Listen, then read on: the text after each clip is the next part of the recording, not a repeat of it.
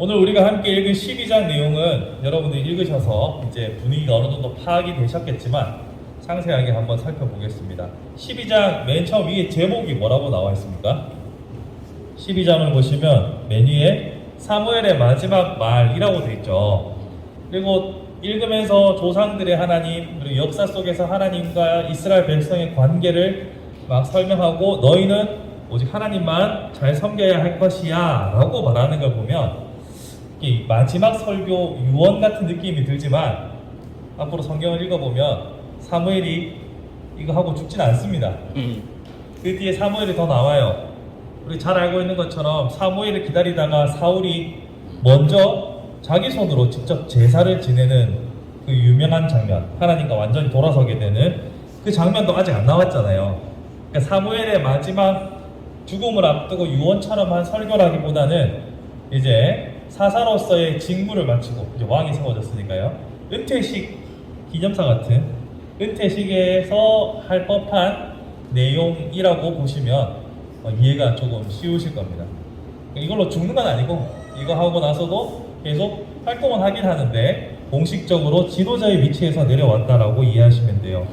그러니까 어떻게 보면 마지막으로 공식적으로 이들에게 이스라엘 백성들에게 중요한 가르침을 주고자 중요한 메시지를 전하고자 하는 사무엘의 아주 절박한 메시지가 담겨 있다고 볼 수 있어요.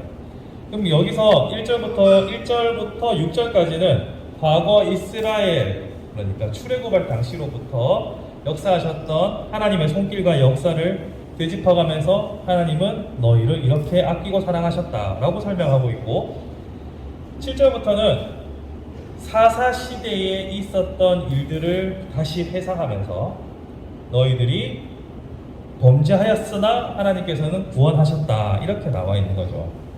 그래서 11절에 여호와께서 여룹바알과 베단과 이따와 나 사무엘을 보내사, 이게 다 이제 사사들의 이름인데요. 이 여룹바알이 여러분 잘 아시죠? 기드온입니다. 기드온. 예, 이 사람들이 하나님의 부르심을 받아서 그 시대에 이스라엘 백성들을 구원하고 다시 하나님과의 관계를 정상화하는 일을 해왔었다라는 것을 말합니다. 그러면서 사무엘이 강조하고 있는 것은 24절에 나타나고 있죠. 24절을 보시면 너희는 여호와께서 너희를 위하여 행하신 그 큰 일을 생각하여 오직 그를 경외하며 너희 마음을 다하여 진실이 섬기라. 바로 이 말을 하기 위해서 역사 속에서 있었던 안 좋았던 전례들, 그리고 역사 속에서 그 어려움 가운데서 이끄신 하나님의 어떠하심을 장황하게 설명하고 있는 겁니다. 그러면서 그 사이에 뭐가 끼어 있냐면요, 갑자기 큰 우레와 비가 내리는 장면이 나타납니다.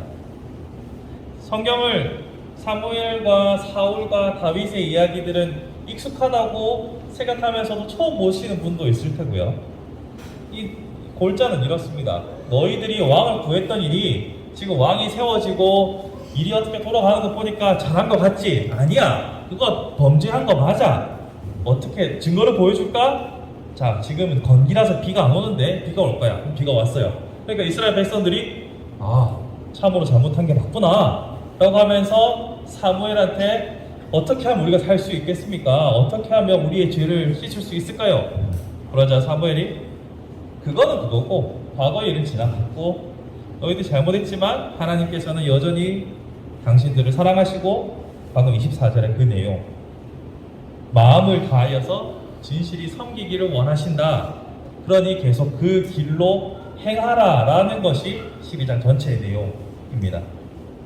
자, 여기서 우리가 중요하게 봐야 할 부분이 바로 뭐냐면 하나님께서 이스라엘 백성들에게 지금 무엇을 요구하고 계신가라는 거예요.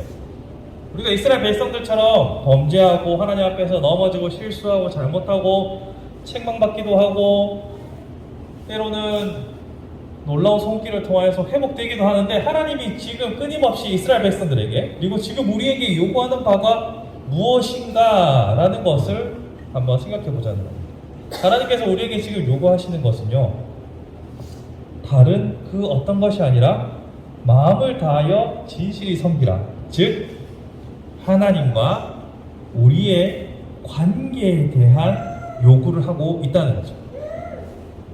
여기서 진실이 섬기라, 마음을 다해 진실이 섬기라라는 것이 기계적으로 혹은 형식적으로 또 하나님 앞에 뭐 제사를 지내고 뭐 이런 절차를 말하는 것이 아니라 하나님과 이스라엘 백성, 하나님과 우리의 관계를 말하는 거죠.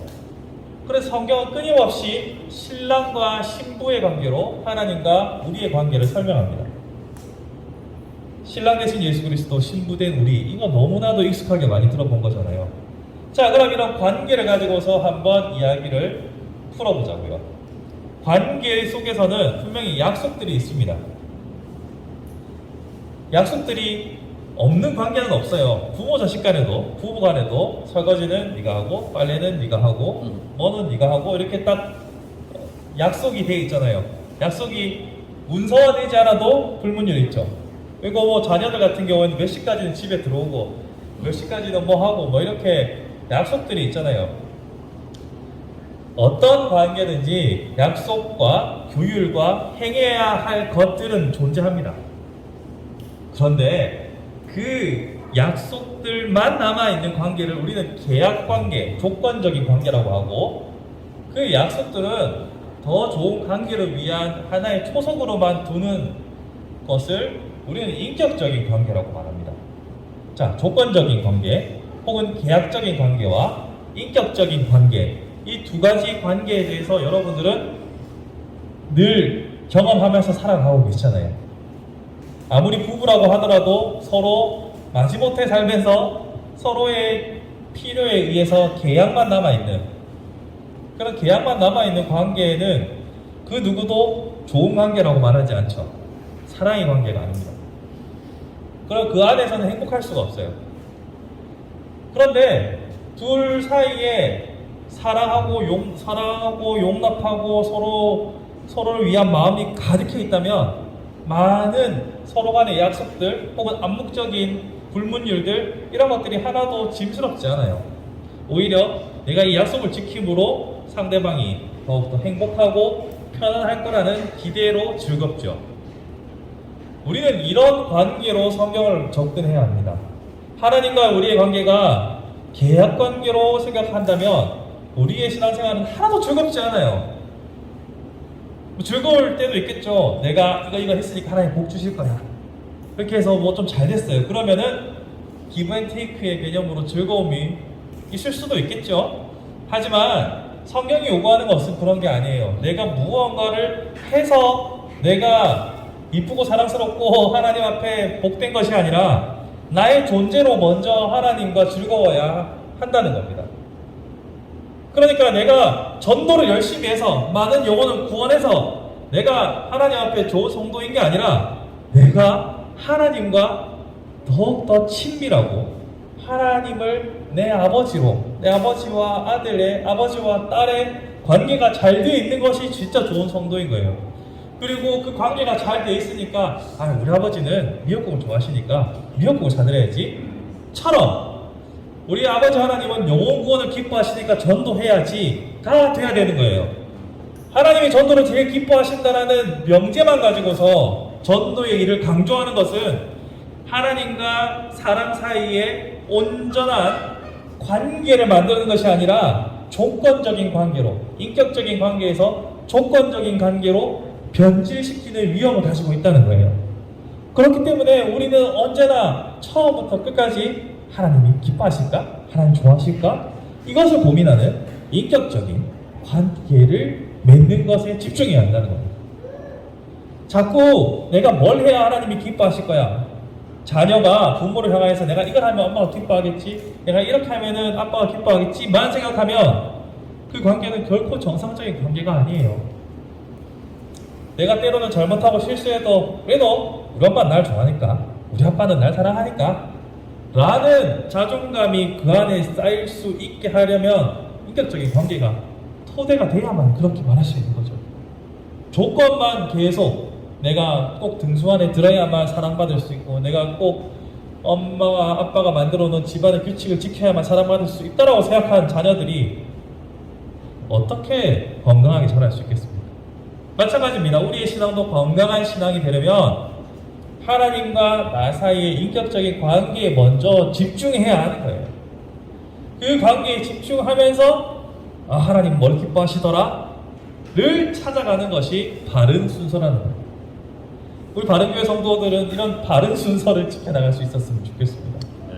우리가 뭔가를 하는 것을 통해서, 뭔가의 행위를 통하여서, 혹은 조건을 통하여서 복을 받기를 원한다. 그것은 하나님과 나 사이를 인격적인 관계에서 계약적인 관계로 바꾸는 거예요. 처음에 서두에서 말씀드린 것처럼 사랑하는 사이에서도 약속이 있을 수 있습니다. 구속력이 있을 수 있습니다. 그렇지만 그것은 어디까지나 언약이요, 계약은 아니라는 거죠. 우리 스스로 하나님과 우리 사이의 약속을 계약으로 바꿔서 그 안에 사랑과 정과 따뜻함과 모든 선한 요소들을 제거하는 우를 범해서는 안 되는 겁니다. 그렇기 때문에 여러분들이 때로는 여러분의 신앙생활에 있어서 나 지금 뭐 하고 있나 이런 생각이 들 수도 있어요. 나는 왜 이렇게 하나님 앞에 신실을 따라서 성실하지 못할까라는 자괴감에 빠질 때도 있을 수 있습니다. 나는 왜 이렇게 열매가 없지? 라고 생각할 수도 있습니다. 그렇지만 그런 것들을 생각하기 전에 먼저 나는 얼마나 하나님과 좋은 관계를 맺고 있나를 먼저 집중하는 우리가 되었으면 좋겠어요. 사실 이게 익숙하지 않습니다. 사실은 우리가 한 것과 하지 않은 것을 가지고서 나의 신앙생활을 점검할 때 기준을 삼을 때가 많단 말이죠. 나는 큐티 했으니까, 나는 전도 했으니까, 나는 말씀 읽었으니까. 물론 중요합니다. 안 중요하다고 말씀드리는 게 아닙니다. 그걸 지표로 삼는 것이 아니라 지금 나는 진짜 하나님을 사랑하는가? 여러분, 연애하는 중이라고 생각해 봅시다. 연애하는 중에 나는 기념일을 잘 챙겼는가? 모닝콜을 잘했는가? 나는 데이트를 얼마나 성실하게 잘했는가? 이런 것만 갖고 판단할 게 아니라 나는 진짜 저 사람을 사랑하고 있는가가 먼저 정리돼야 관계가 계속 갈지 말지가 정해지는 거잖아요. 마찬가지예요. 난 진짜 하나님 사랑하는가? 난 진짜 하나님을 중심으로 모든 것을 생각하는가? 나는 정말 하나님을 의지한다고 말하면서 의지하고 있는가? 아니면 내 마음대로 살다가 필요할 때만 찾는가? 그거 하나님 입장에서 되게 기분 나쁜 거예요. 야, 평소에 찾지도 않다가 꼭 필요할 때만 나 찾더라. 이렇게 하면 사람과 사람 사이도 망가지거든요. 근데 우리는 하나님 앞에 그럴 때가 많아요. 하나님 없는 것처럼 살다가 필요할 때, 똥소리 탈 때 하나님 있잖아 이러면은 하나님 섭섭하시죠. 아유, 좀 평소에 좀 참 이렇게 되는 거잖아요. 그러니까 우리의 날마다의 스스로를 판단하는 기준은 내가 무엇을 했냐 안 했냐도 중요합니다. 그것도 안 중요하다는 게 아니에요. 그러나 보다 우선적으로, 본질적으로 나는 진짜 하나님을 사랑하는가? 나는 진짜 하나님을 중심으로 생각하고 하나님을 중심으로 계획하는가? 이것을 고민하는 것이 중요하다는 거죠.